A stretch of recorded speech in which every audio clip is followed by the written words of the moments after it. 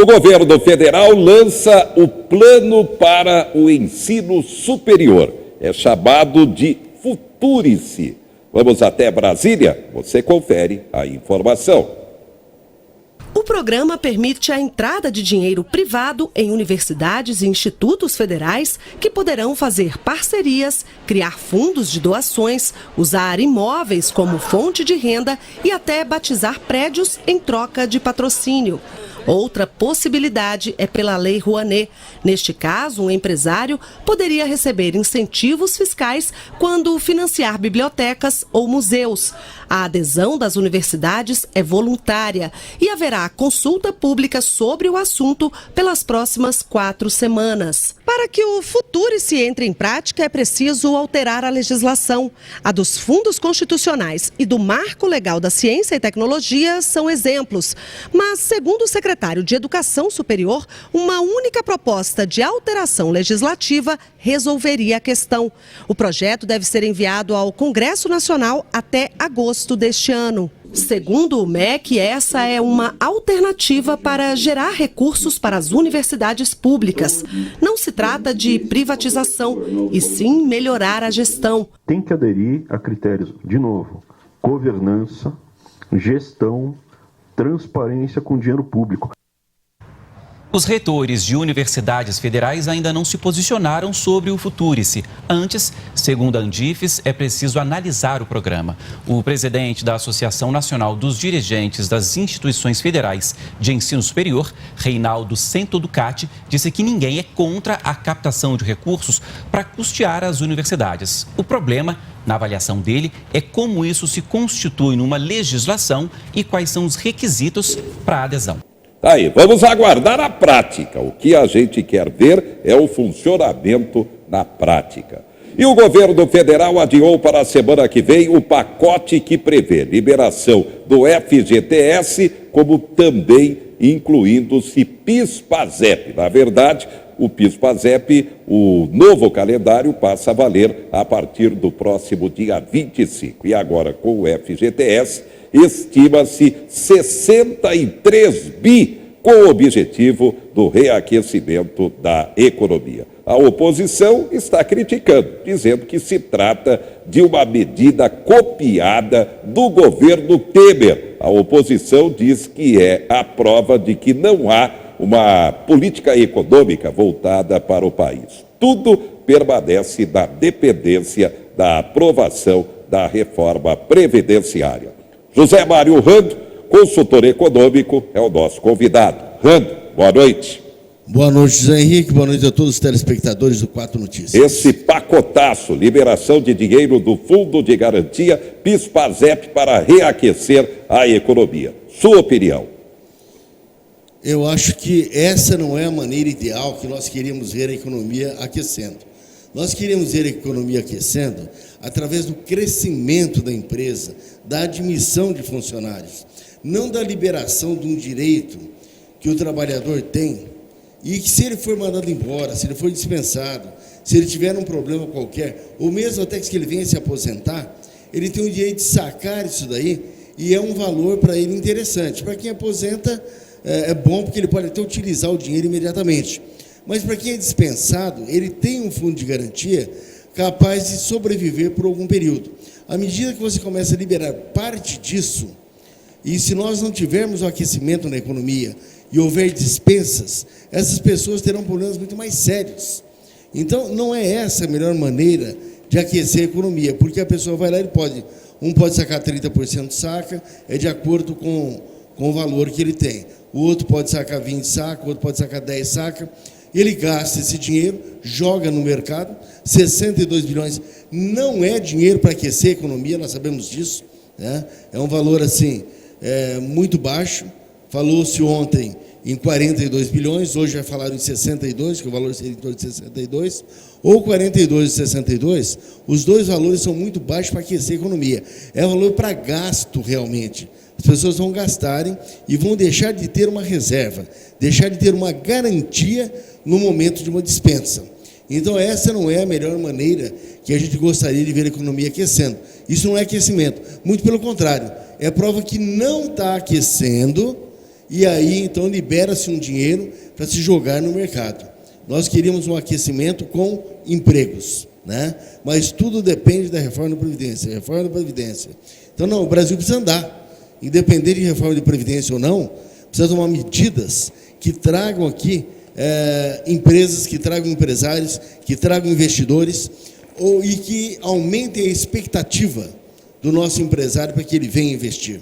Isso que realmente a gente gostaria de estar vendo. A inadimplência continua preocupando. O Brasil tem cerca de 65 milhões de endividados. Cresce a cada semana essa estatística. Só o comércio de Marília, Rando, tem 18 milhões de reais a receber em calotes pelo atraso nos últimos tempos. Sua análise. Então, você pega 65 milhões de endividados, na proporção de 200 milhões, quer dizer, nós temos aí praticamente mais de 40% da população endividada, né? É um índice alto de endividamento. E nós temos um índice de inadimplência que é pior que o endividamento, né? É aquele que já realmente não está pagando mesmo, que já está no Serasa, que já está no SPC, etc. Tal, que é em torno de 28% a 30%, que é totalmente inadimplente. Então, é um número preocupante. Esse número que nós temos em Marília, no comércio, também é preocupante. Por quê? Porque vem a calhar com um momento que o mercado está fraco, que o empresário não está vendendo. Aí ele pega uma inadimplência desse tamanho, como é que ele vai fazer? Ele vai chegar para o fornecedor dele e falar, olha, eu vou ficar inadimplente porque eu também não recebo, né? Será que o fornecedor vai prorrogar as duplicatas dele? Será que o fornecedor vai entender? Pode ser até que alguns entendam, mas a grande maioria não entende porque ele também tem problema. O industrial que vendeu para o comerciante também precisa saldar as suas contas. Então, é muito preocupante essa questão do comércio ter uma inadimplência muito alta. 18 milhões de Marília é um valor muito alto para se dever dentro do comércio de Marília. E isso traz um efeito dominó, né? Isso faz com que o comerciante perca totalmente a sua expectativa de investimento. Isso é ruim, porque quando as coisas não estão bem, mas você vê que a pessoa tem expectativa, ele quer investir, ele quer fazer alguma coisa a mais, você vê que começa a movimentar, né? Começa a gerar pelo menos um resultado positivo. Mas quando você vê que não tem expectativa positiva por parte do empresário, é preocupante. No momento, nós não temos expectativa positiva por parte do comerciante e nem tampouco do industrial. O que é pior, não existe nem tampouco por parte do industrial uma expectativa positiva hoje. Reforma da Previdência. Vitória do governo no primeiro turno da Câmara Federal. No dia 6 de agosto, após o recesso parlamentar, começa a votação em segundo turno, depois vai para o Senado. Se houver qualquer alteração no texto no Senado, tem que voltar para nova análise dos deputados federais. A tentativa agora, pelo menos dos governadores, a inclusão dos estados na reforma. Estou vendo aqui, previsão de economia com a reforma da Previdência cai para 933 bi em 10 anos. E o estado de São Paulo precisa de 100 bi para a Previdência Estadual. Ainda muito complexa essa situação, não, Rando? Muito complexa, e eu entendo o seguinte, passou no primeiro turno, já fizeram ali os acertos que tinham que fazer, agora vai se votar em segundo turno, depois vai para o Senado. Se o Senado fizer qualquer acerto novamente, tem que voltar tudo de novo, né? Aí nós sabemos que vira o ano, nós sabemos que enrola tudo. E eu acho que municípios e os governos tinham, de qualquer maneira, que estar inclusos na reforma da Previdência, porque não é uma reforma geral, isso não vai sair da Previdência de qualquer maneira, né? Todas as vezes que um Estado tem problema, porque ele não consegue pagar até salário, ou não consegue pagar suas aposentadorias estaduais, aonde que ele recorre? Ao governo federal. Então, eu acho que tem que ser inclusos municípios e o Estado junto. De qualquer maneira, é de extrema importância, não deve deixar isso fora, e, infelizmente, ficou alguns privilégios dentro da reforma, que não era para ficar. E o próprio presidente disse que não é privilégio, mas é privilégio, né? Nós sabemos que tem algumas categorias que continuam aposentando com o último salário. Então, isso é preocupante. Eu acho que tem que ser acertado de uma maneira geral e tem que haver uma inclusão geral na nação. Já que vamos fazer uma reforma, tem que fazer uma reforma geral. Era de 1 trilhão e 100, hoje tem 900 bilhões, né? Já caiu para 900 bilhões, e se bobear, cai mais ainda. Então, nós sabemos que teria que ser incluso, sim, o Estado e os municípios, de qualquer maneira, agora, nesse projeto. Não ficar como um pacotão depois, né, para se acertar. Porque depois fica na pendência, não se sabe o que vai fazer. O certo era fazer agora mesmo, resolver isso. Muito bem, daqui a pouco volta o Rando com o seu comentário aqui no quadro. Essa também é uma questão educacional. O brasileiro tem o hábito de desperdiçar alimentos. E é um hábito grave. Rosângela sempre se preocupou em não jogar fora os alimentos, mas era difícil conservar frutas, verduras e legumes na geladeira. Quando uma alface está na geladeira e você vai pegar, depois de uns 3 dias ela está mole, já meio podre, você não sente dor na consciência de jogar fora. Pensando nisso, ela e uma sócia criaram esses sacos com mantas especiais para manter frescos por mais tempo vários tipos de alimentos. A banana você vai colocar aqui dentro, quase madura ou madura. Gente, essa banana, olha, sem brincadeira, eu acho que ela está aqui já 9 dias. Mas essa atitude de aproveitar ao máximo os alimentos dentro de casa é algo raro. Sem perceber, uma família com até 3 pessoas é capaz de desperdiçar mais de R$1.000 de comida por ano. A conclusão é de um estudo feito pela Embrapa e pela Fundação Getúlio Vargas, com 1.764 famílias. Cada uma desperdiçou 128 quilos de comida por ano. O arroz e o feijão são os alimentos que mais vão para a lata do lixo. Por pessoa, o desperdício chega a 41 quilos, o equivalente a R$323 por ano. O brasileiro especificamente gosta muito de consumir comida fresca, em todas as classes sociais. Então essa busca natural da nossa cultura faz com que talvez a gente desperdice um pouco mais no final das contas. A pesquisa mostrou ainda que 6 em cada 10 famílias fazem uma compra grande mensal e outras 2 a 4 menores. O que, segundo os pesquisadores, aumentam as chances de comprar itens desnecessários, principalmente quando não há planejamento das refeições. A gente não está educado para isso.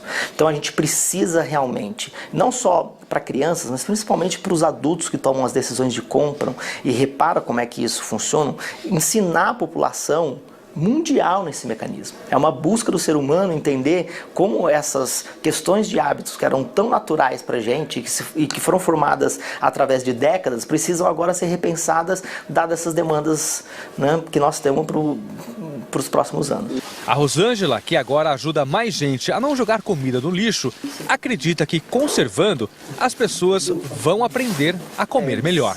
Se em cada casa você conseguir salvar uma cenoura, uma alface, imagina no ano quanto você evita. Eu acho que agora as pessoas estão começando a pensar mais no que comer, ter mais consciência. Tá aí, é uma questão muito séria e é também de educação. Muita coisa que é jogada fora, é claro, dava para servir e como dava como alimento. Muito séria essa questão, não, Rando? Eu acho extremamente sério. Porque o desperdício no Brasil é alguma coisa anormal. Eu acho que todas as cidades acima de 100 mil habitantes, pelo menos, teria que ter uma ONG que tirasse dos restaurantes a comida em boa qualidade, né, que poderia ser distribuída, ou que captasse dos feirantes muitos produtos que eles acabam eliminando, de supermercados que eliminam e que podem ser perfeitamente aproveitáveis. Então não é só o desperdício na casa, é o desperdício no comércio, é o desperdício nos restaurantes, comida absolutamente limpa, né? Mas que é eliminado porque um self-service, às vezes ele não aproveita a comida de um dia para o outro, uma boa parte das comidas. É o que foi dito, né? O brasileiro gosta de comida fresca. Então, pede-se muita comida. Eu acho que estava na hora, realmente, do Brasil se organizar com ONGs, né, com associações que retirem esses alimentos, ou processem, ou mesmo que não processem, que eles sejam entregues in natura, né? Preferencialmente que processe isso e entregue para os mais necessitados. Eu acho que nós alimentaríamos muitas pessoas. Tem muito tipo de desperdício no Brasil, mas um desperdício muito sério é o de alimentos.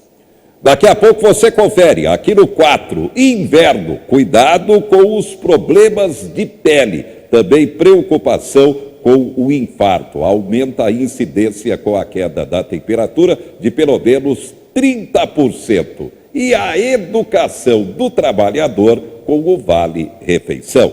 A gente volta, já já.